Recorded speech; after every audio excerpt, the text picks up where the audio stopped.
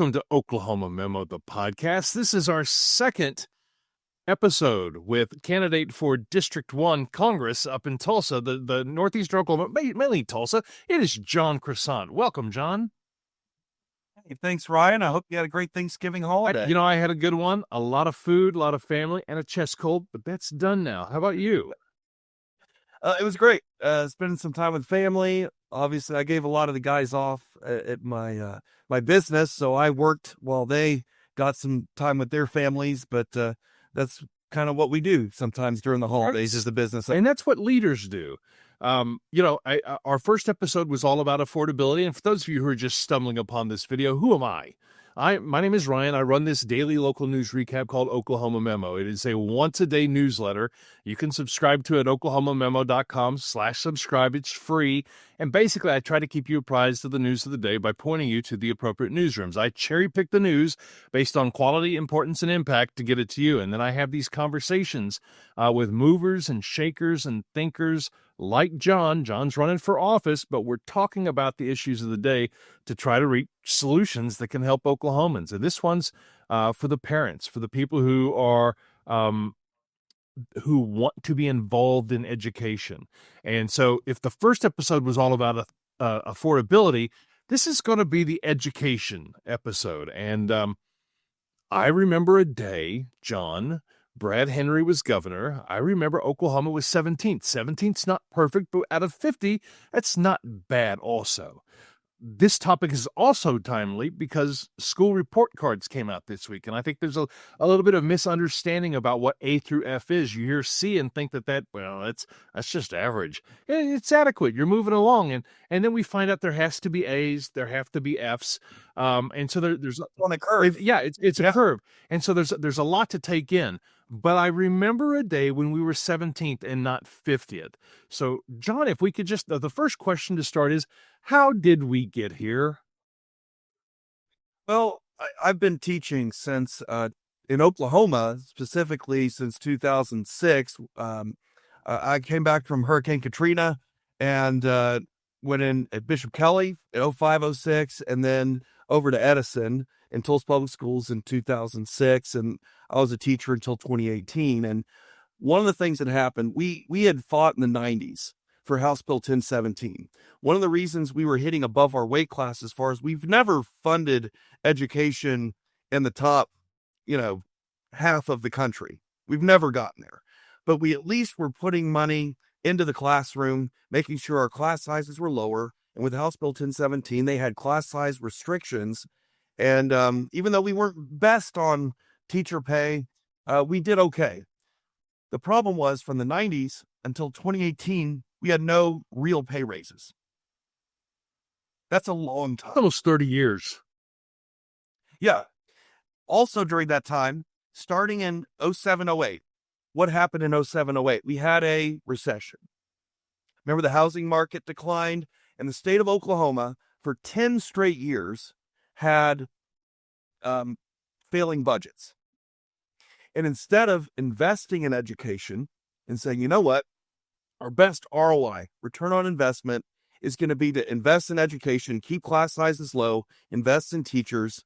We did 10 years of cutting education every single year. I mean, I remember being in TPS. Every year at the midterm, they would say, all right, this is how much money you're not going to get. Like there was always a lower amount, even if your attendance was up. There was always a adjustment of, oh, sorry, we don't have enough in the budget. Here's less. And so if you don't invest in education, that's one thing. The other thing that's kind of come into it is the school choice movement. Janet Barisi, we had her as the superintendent. That did not work out. Ryan Walters, obviously also didn't work out. But again, and I liked Joy Hoffmeister, but our superintendents have not had the money being invested in education. And where does our investment come from? It comes from the legislature. They create the budgets. They make sure that we're actually investing in education. And so since 2011, we've had Republicans, in complete leadership within both the House and the Senate and the governor's mansion. and the state superintendent. And so in that time, we've concentrated on school choice. So now students can go to any school they want. They can transfer from one public school to another. We've put in these tax credits where private school students are getting thousands of dollars, even though they're making above and beyond what other kids in public schools make. In fact, I think one of our problems is that economically disadvantaged in private schools is 8.7% in the state. TPS has 84% economically disadvantaged. And people would say, hey, we're going to take money from TPS and give it to private schools, let the money follow the student. Well, those students were never in TPS. The majority of the students getting the tax credit have only been in a private school, are not economically disadvantaged, and they're not letting in more kids. So there's not more students going to private schools. In fact, there's less students overall because people are having less kids in Oklahoma. I think the average in America right now is 1.6 children per household because childcare is too expensive, because having a child is too expensive, healthcare. And then when you get to school, we're not funding schools. Schools get out at 2:30 or 3 o'clock in the afternoon. People have to get off work to go pick up their child, and they're missing work. And most businesses like myself will work with families, but there's many that don't. Can I ask you real quick about money, though? Because there'll be somebody who says, well, we're throwing good money against bad. Can you explain just a primer for how does the influx of money actually, how does the reduction of money that schools and school districts have gotten over the past 15, 20, 30 years, how is that actually impacting? I mean, off the top of my head, I think, well, you pay more money to teachers. That keeps them in the business. So you have better teachers, you have better supplies. What all does money impact exactly? So since 2018, we had a teacher pay raise. And I still left at that time because $5,000 more a year wasn't going to be able to send my son who's a senior this year, to college. And I know you've probably seen the price of college, like TU is $73,000 a year. OSU is $30,000 a year. These prices are going up and up and up. And so I had to make a decision, like many other teachers, that, we've got, like thousands and thousands of teachers that are certified in the state of Oklahoma that are not teaching, that have had to go into other lines of work or move to Texas or Arkansas, somewhere else, because we just didn't pay enough. But at the same time, since 2018, we have increased our spending by more than we had over the last 30 years. Okay, on education. The problem is that all of that money went directly just to teacher pay raises. It didn't go, and remember, the walkout was after the pay raise because they didn't want to fund more teachers, paying the paras and the TAs a living wage. They didn't want to pay for, the things that schools need to keep up with the rising electric costs, which, kind of going back into affordability. Well, schools also have the same gas prices and electric prices that you and I have, right? Only on a much larger scale. Well, they didn't fund all those other things.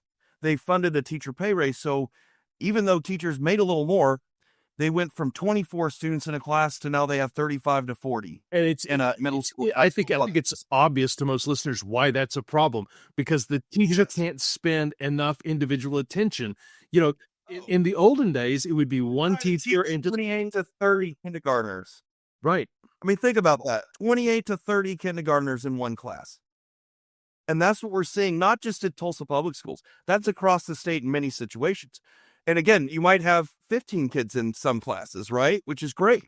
But what we're seeing across the board is the per student ratio for teachers has gone up because we don't want to invest in more teachers. And we have a teacher shortage on top of that. And we have a number of teachers who are emergency certified.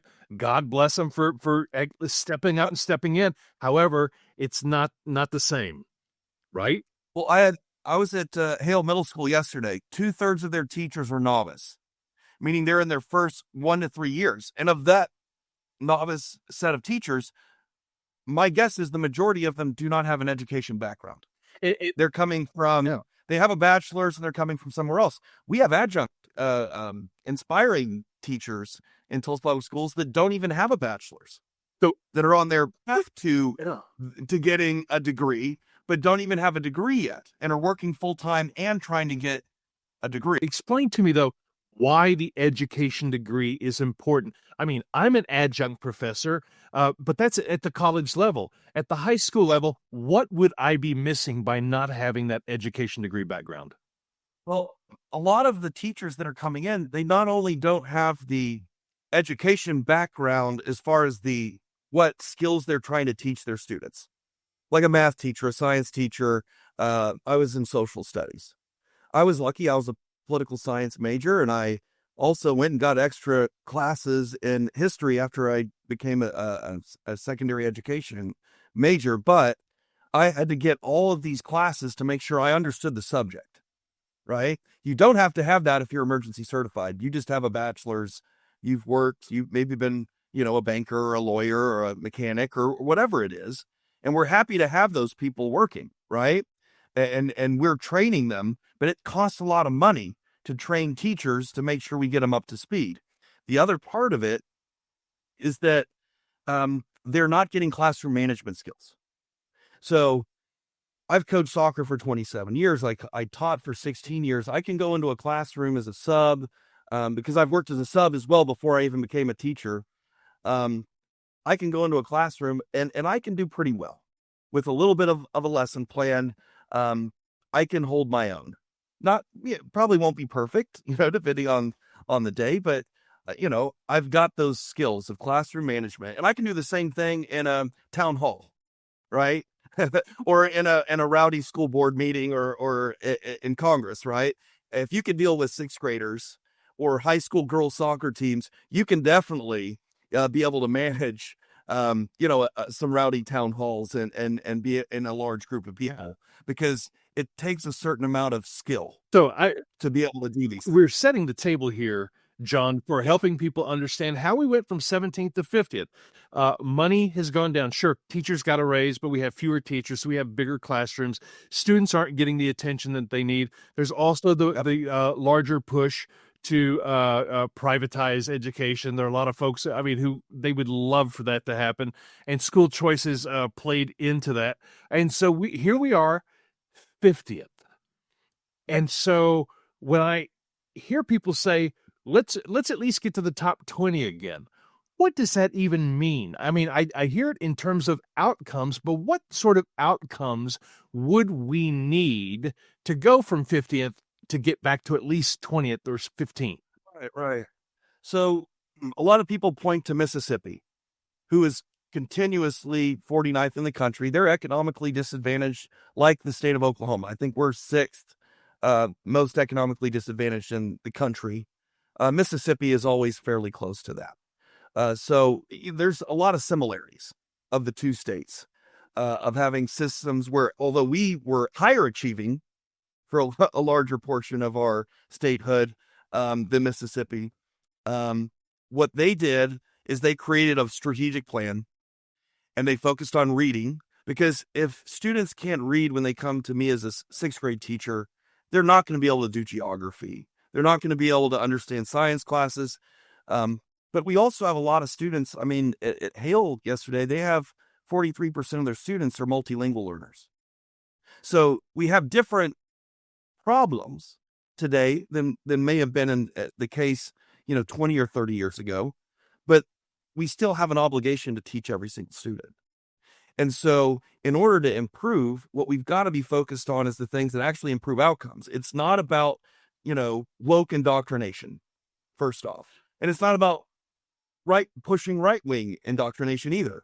Like, we need to get out of this worrying about telling students what they need to be and let students think for themselves. But the main thing is we need to be focused on reading proficiency, STEAM, so your science, technology, engineering, art, and math. But with those two things, what's the goal, Ryan? What's the goal with reading proficiency going up and having STEAM education? It's to get kids better prepared for college or a career. What we're doing at TPS is we've thought strategically.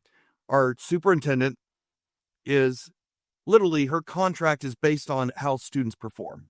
So she doesn't get a great performance if she doesn't improve outcomes for students around reading proficiency and college and career readiness. So we're trying to create a system where not only we're getting children much better prepared to be able to tackle whatever it is with reading and using the science of reading and using data to be able to help families and individual students know exactly what they need to help, and giving teachers the preparation that they need, the professional development and everything to be successful. And when you have a lot of novice teachers in the state and emergency certified teachers, that means you need to spend money on professional development, on things that work, right? It's not reinventing the wheel, but it's just making sure that you're using things that have already been successful, right? Yeah. There have been calls. The state chamber came out with their Oklahoma Competes plan Yes. to, mirror the Mississippi Miracle, which seems to me, look, no knock on the chamber. I'm not sure that they're the ones I'm going to listen to about education. I would rather hear from teachers and educators. But number two, John, tell me if I'm wrong. Easier said than done. You have to have a plan to get there. So They have to do it strategically. So in order for that plan to work, the legislature needs to lead this. The legislature. I know Dick Lowe, who's on the education committee in, I believe, the House. He's talked about a strategic plan. I've talked to Governor Stitt. I've talked to Lindell Fields, our new superintendent of schools here in the state of Oklahoma. If we don't think strategically and we don't put the money with these goals, and we don't hold the legislature and the superintendent of schools and the governor accountable for reaching those goals, then it's not going to work. You can't just say, well, we're going to hold back third graders if they're not proficient in reading, right? If you don't actually invest in education to get there, well, I mean, we spend $1 billion less than Mississippi on education. Per student, we're $1,000 less per student. That means higher class sizes. That means we're spending less on professional development. We've got 450 counselors per student versus we should have 250. We have less paras, less TAs. If you invest less in education here, why would we expect anything to work? But let me say this. Tulsa Public Schools has not gotten any more money over the last 5 years I've been on our school board. We created a strategic plan on reading proficiency and college and career readiness, the same plan that Lindell Fields is using at the OSDE now. We've improved outcomes in every single grade level. On this last report card, TPS improved every single grade while the state went down at every single grade. What's the difference? It's that we focused on student outcomes. We focused on how we improve things, and we can only go so far with that, though. We can accelerate it even more if we had more educators, if we had more of the tools that we need to help in those specific areas. And if we do well in reading proficiency in college and career readiness, we're going to have graduates that can go get a technical degree. A lot of times they're getting them, we're doing it before they even graduate, sending them to Tulsa Tech. Or we've got kids that have graduated from TCC with an associate's degree with their high school diploma, making college more attainable because 42% of the jobs in Oklahoma right now need a bachelor's. 27% of Oklahomans have a bachelor's. So we need not just more kids, and you'll hear the governor talk about more kids going into tech. I think that's important, but we also need more students to go to our colleges and get higher degrees, because as we get AI, as we go into the new economy that we're going into, what AI does is it forces people to have higher degrees to solve the problems that AI creates, right? It's only going to be more in that direction. So we've got to be able to have people that can not only do things that are technical, but also be able to do things at the college level, and both require reading skills. They both require STEAM skills. And we still need kids to, go learn how to be on a team and play a sport, or be in the musical, or play in the band like my son. We need those things too, but we've got to focus on the things that get us from 50th up to a better place. And we can't do it by just saying indoctrination and teachers are awful and the Chinese are taking over our schools, like what Kevin Hearn is pushing in Congress right now. We need to focus on the outcomes. So there is a whole cottage industry of creators also, and the creator economy. It's what I'm doing myself, but I teach a class at OU in digital literacy, and I let them know these are journalism students. I said most of you will go into traditional journalism, but I would say 30-40% of you are going to be on your own. So we need to be, even in high school, teaching students about entrepreneurship and that you may be in business on your own. So in this conversation, John, we've talked about how we got to 50th and what it takes to get back to 17th, and you've tied how the money actually applies to outcomes. There are things like the Mississippi Miracle, the Oklahoma Opportunity, whatever name you want to put on it, but focusing on strategic outcomes like literacy and the ability to read and reading proficiency. And what I heard when you were talking about the money is the money would be particularly helpful in raising the number of teachers, because the number of teachers will lower the classroom threshold. You have fewer students, which means that each student can get a little more attention, a little more teaching, and that's how it's going to be effective. And you talked about how the legislature here in the state is the entity that needs to be leading this. But my question to you, because you're running for Congress, is where does the federal government come into play? Where do you see their role in this? So the federal government's role right now is we're seeing them try to get rid of the Department of Education. Let's be honest. Billions of dollars for IDEA, Title I, things that are going to help schools. About 10% of the budgets for Oklahoma schools come from the federal government. If you get rid of Department of Education, you lose all of that accountability, right? The other thing is that we've never fully funded IDEA, which is helping students with disabilities, right? Those students that may be on an IEP, a 504, they need additional help. Students that, may need language supports, economically disadvantaged students. We need to make sure that, students, for instance, in Tulsa Public Schools, where we have over 80% of our students that are disadvantaged versus, Owasso is 40%, Broken Arrow is 60%. It looks a little different on what the supports are needed to deal with trauma, to deal with all of these things. We need to fully fund the things that, number one, Department of Education is already doing, and make sure that they're holding places like Oklahoma accountable. Did you know Ryan Walters had 32 deficiencies on his last federal audit from the state of Oklahoma? Getting rid of the Department of Education is not going to make that better, right? We need accountability from the federal government. But the second thing I would say is, just like with the state of Oklahoma, if you're focused on things that aren't around student outcomes or supporting teachers, then how are you really improving education? What the federal government needs to be looking at is, number one, keep the Department of Education, but why is their focus on improving outcomes? With ESSER dollars from COVID, part of those dollars went to HVAC systems, for air systems and different things, but a lot of that money went to help students improve outcomes because of learning loss that we saw across the country. No matter whether your school was closed or not closed, there was learning loss everywhere across the country. Urban, suburban, rural districts all saw issues. Well, using those ESSER dollars, we use them for things like after-school programs and summer programs for all students, not just students that have failed. And we saw outcomes improve. Because as a local district, we got a choice. And this is why I like, the federal government giving the local districts so they have control. You have school board members that have been elected by families, by the neighbors in your community to go help the students in your community on what their need is, instead of somebody in Washington telling you what to do. But if we can give these ESSER type dollars directly to school districts to improve outcomes, I believe that's the best way as America to be able to address this, through reading proficiency, through college and career readiness. Just, again, more supports, not less supports at the federal government. The other thing is we have a national teacher shortage. National, not just Oklahoma.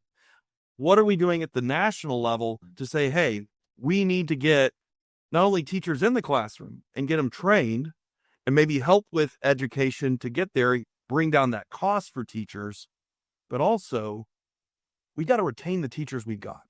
So what are some things we can do at the national level to help those two things? So again, this isn't like, it's not rocket science. If you focus on the things you're supposed to focus on and spend the money on the goals that you've set, you're going to improve the outcomes. We've seen that at TPS, and that was without spending more money. What if we actually spent the money that Massachusetts spends, right? Where they're number one in education spending and number one in outcomes. And that seems to be kind of the level, is where you see states invest in education. I'm a businessman now. We talk about ROI all the time in business. What's the one place that gets businesses to want to go to your state? Education and workforce development, those two things. If we actually get to a point where we are not 50th in education, you're going to be bringing people to our state from a lot of other places, because this is, although 46% of Oklahomans, like we talked about last week, aren't making enough to survive. But if we've got better education, they're making better wages. People come here that will make better wages, and it's going to only lift up the whole state. So that's why I would say if we lead with education, both at the federal and at the state and the local levels, and we're all working together towards the same outcomes, we're going to see improvement. As long as we keep talking about, like, telling schools that they can't be too liberal or not too conservative, and trying to focus on things that aren't really going on in schools. Because I can tell you, as a teacher, students wouldn't know what party they're in, because they did a very good job of trying to keep that from them. Just like journalists, real journalists try to be nonpartisan, right? And try to make sure that they're giving both sides of a story. I would tell you, from a journalistic perspective, there actually is a discussion and an argument in journalism that maybe that has not served journalism well. Doesn't mean be partisan. It just means maybe being transparent. There are a lot of conversations that aren't really both sides worthy. Now, but with that said, let's just talk about the Department of Education. This is kind of a tangent, but I heard a conversation about why the Department of Education got founded back in the 70s. Jimmy Carter, he had been a nuclear officer in the Navy, and he wanted some rigidity, and he felt like education needed some structure. And that's neither here nor there, but when you mentioned that the federal Department of Education could actually hold states accountable, I think that's important. And I thought to myself, what if every state did this? Somebody's got to come in 50th, but wouldn't that be a wonderful problem to have? That's like the school report cards, right? The school report cards are more a socioeconomic indicator. It shows which schools have more students that don't have access to the same things. You would expect a Bixby or a Norman to do maybe a little bit better than a school that is 90% free and reduced lunch. That said, why can't we support all schools? Why can't we make sure that every student is getting the access to AP classes and TCC or community college and concurrent enrollment, to technical vocational skills, so that they can be the most successful for them, not for what we want them to be, right? And so for me, it comes back to, at the national level, holding people accountable, actually focusing on what will help America. Let's just be honest. Just like in healthcare, we're one of the lowest in healthcare outcomes of developing countries in the world. The same thing is true about education. And because we are very, we have a federal system where you've got states and the national government, we like to give states some leeway. That doesn't mean that why can't we have some at least some standards on how to make sure that we're getting our kids the best education possible. And if we're doing that and we're focusing on, again, outcomes and not politics, I feel like that's how we get there. As long as we keep arguing 100, I've gone to the legislature here in Oklahoma, an education meeting, every bill was about politics. It was about telling what schools should and should not do. What was none of those bills on? Bringing in more teachers. So Professional development, on that note, focusing on reading. Like none of them were that. we've heard the prescription from the state chamber, but I saw a note. Jamie Cole, she's on she on my TikTok. She'll comment, and I always pay attention to what she says. But she was quoted in an Oklahoma Voice story as saying teachers need to be at the table for this. How should that happen? What's the appropriate way to make that happen? That is it. So, in my view, the legislature should be holding meetings. At those meetings, you should have school board members. You should have administrators, the COSA and OSSBA. The superintendents should be a part of it. Teachers need to be a part of it. Whether it be OEA or AFT, which does a lot of our support personnel in Tulsa. But you need the people that are doing the work every day. You need to have businesses. I agree that the chamber should be involved. The Tulsa Regional Chamber has been a strong advocate for improved, not only focusing on reading proficiency, but improved spending on education for the entire 7 years that I've been in the Tulsa Chamber, that I've seen what they've done with their One Voice agenda. Because this is a business thing too. They will tell you, at least in Tulsa, I can't speak for the state chamber. I know they're quite different in some of their values, but again, they see that helping, like with childcare, that helps businesses. Supporting education, that helps businesses. It's not just the normal infrastructure or trying to, entice businesses to come here with lots of money. They understand that we need to lift up the education system before we can do that, because we need highly educated workers. And we also need people to want to come here and bring their families, right? And so you've got the legislature, the governor, the state superintendent, all on the same page right now. Bring in the teachers. Bring in your school board members. Bring in your administrators. Bring in the business community. Bring everybody to the table, and let's have a conversation with the professionals and let them lead it. And in the end, it'll be up to the legislature to make the decision of whether or not they're going to follow it or not. That's the same thing we do on the Tulsa School Board. We bring in outside help to tell us what we need to be strategic on. We go to the community, have listening sessions, which we're doing right now, to hear from them. What do you want as Tulsans for our students to know when they graduate? What are your values? And then we go create a strategic plan, and the district implements it. And then we hold the superintendent accountable.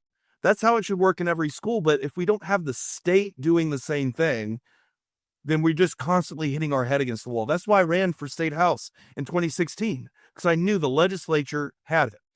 That's why I'm running for Congress right now, because I know that the federal government has an opportunity to change this if they want to focus on the things that actually improve outcomes for students and make schools better. Support and accountability at every level.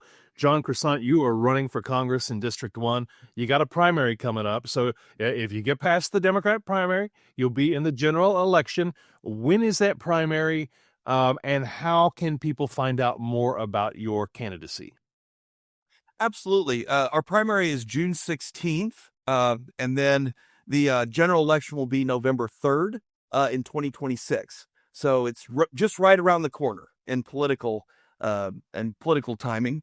But again, if people want to help out, they can go to croisantforcongress.com. They can look me up on Facebook, Instagram, TikTok. And again, we've got to have representatives that actually listen. I want to hear from people. I want to know what you think about education, what you think about affordability. Are you able to pay your bills right now? What do you want government to be doing for you? Are you worried about what's going on at the federal level and a lot of the rule breaking that we're seeing happen? I want to hear that, because we need to have representation. And the only way you have that is our representatives need to listen to you. So thank you guys. And thank you, Ryan, for having me on again today. And we appreciate any support that we're getting. I appreciate all of the viewers and listeners. If you're watching on YouTube, leave a comment, leave a question. I'll make sure and get it to John. If you're listening, leave us a 5-star review. That helps us get discovered. And if you happen to be on a desktop watching this, go to oklahomamemo.com. You can do it from your phone also, oklahomamemo.com/subscribe. This will be in an upcoming edition of the newsletter. If technology works with me today, it might be in Saturdays, it might be early next week. But one thing I know for sure, John, is that we'll have another conversation. Episode 1 was affordability. This is the education episode, and I'm looking forward to whatever is next. John Croisant, thank you so much for your time. Have a good weekend. Thanks, Ryan. Too.